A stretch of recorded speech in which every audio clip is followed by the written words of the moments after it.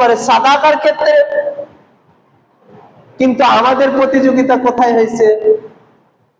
আমাদের প্রতিযোগিতা কে কত অর্থ সম্পদ করতে পারে।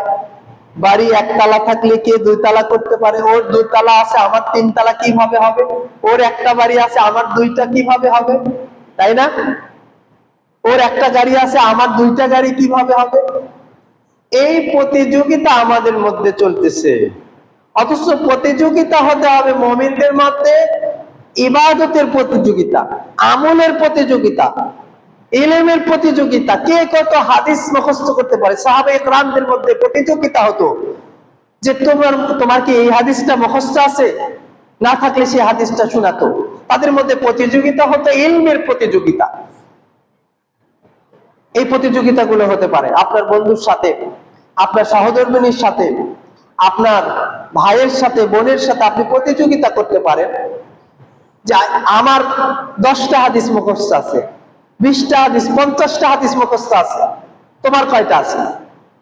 বা ওর 50টা হাদিস মুখস্থ আছে, আমি চেষ্টা করব 60টা হাদিস মুখস্থ করা। ওর 6টা সূরা মুখস্থ আছে, আমি 10টা সূরা মুখস্থ করব। এরকম ভাবে বন্ধু বান্ধবের মধ্যে, ভাই বোনের মধ্যে আমাদেরকে প্রতিযোগিতা করতে হবে নেকির কাজে। তাহলে আমরা যে ইবাদতটা করতেছি সেই ইবাদতে আমরা মজা পাবো, স্বাদ পাবো। যখন আপনি প্রতিযোগিতামূলক করে ইবাদত করবেন আল্লাহর সন্তুষ্টির নিমিত্তে, তখন সেই ইবাদতটা আপনার আরো বেশি খলুসিয়াতপূর্ণ হবে, আরো বেশি একনিষ্ঠ হবে, এবং আপনি সেই ইবাদতটা করে আরো বেশি মজা পাবেন, আনন্দ উপলব্ধি করবেন। সবাই তো উপস্থিতি হাত দেবেন। 2 নম্বরে, আমরা যদি ইবাদতে স্বাদ পেতে চাই, মজা পেতে চাই, তাহলে আমাদেরকে ভালো কাজ দ্রুত করতে হবে। যে কোনো ভালো কাজ আপনার সামনে যখন এসে গিয়েছে, তখন সেই কাজটাকে দ্রুত যদি আপনি সম্পাদন করতে পারেন, সবার আগে আমি কাজটা করব, এইরকম প্রতিযোগিতা, এইরকম চিন্তা যদি আপনার ভিতরে থাকে, তাহলে আপনি ওই কাজটা করে আনন্দ উপলব্ধি করবেন। উদাহরণ দেওয়া যায়, দানের কথা যখন আসে, যে কোনো মসজিদের জন্য, মাদ্রাসার জন্য, অথবা আপনার গ্রাম মহল্লার একটা কল বসানোর জন্য, একটা টিউবওয়েল বসানোর জন্য, একটা সাবমার্সি বসানোর জন্য, পানির ব্যবস্থা করার জন্য, রাস্তাঘাট করার জন্য সবাই একত্রিত হয়েছেন, জমা হয়েছেন। এখন এখানে বলা হচ্ছে যে এই রাস্তাটা করা হবে, কে সহযোগিতা করবেন? সবার আগে যেন আপনার হাত ওঠে। আপনি 100 টাকা দেন, 200 টাকা দেন, আপনার দান কত বড় এটা বিবেচ্য বিষয় নয়।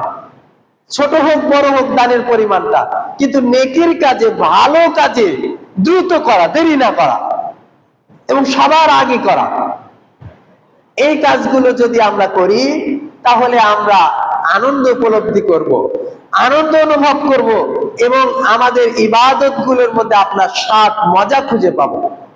মহান আল্লাহ সুবহানাহু ওয়া তাআলা সূরা আলে ইমরান 133 নম্বর আয়াতের মধ্যে বলেন, ওয়াসারিউ ইলা মাগফিরাতিন মির রাব্বিহিম ওয়া রাহমা, তোমরা দ্রুত ধাবিত হও আল্লাহর দয়া এবং রহমতের দিকে।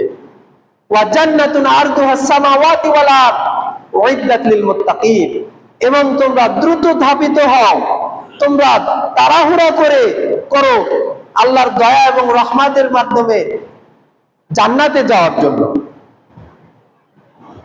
যে জান্নাত প্রস্তুত করে রাখা হয়েছে, যে জান্নাতের মালিকানা দেওয়া হবে, যে জান্নাতের ওয়ারিস করা হবে মুত্তাকিদের জন্য, মুত্তাকিদেরকে ওয়ারিস বানিয়ে দেওয়া হবে।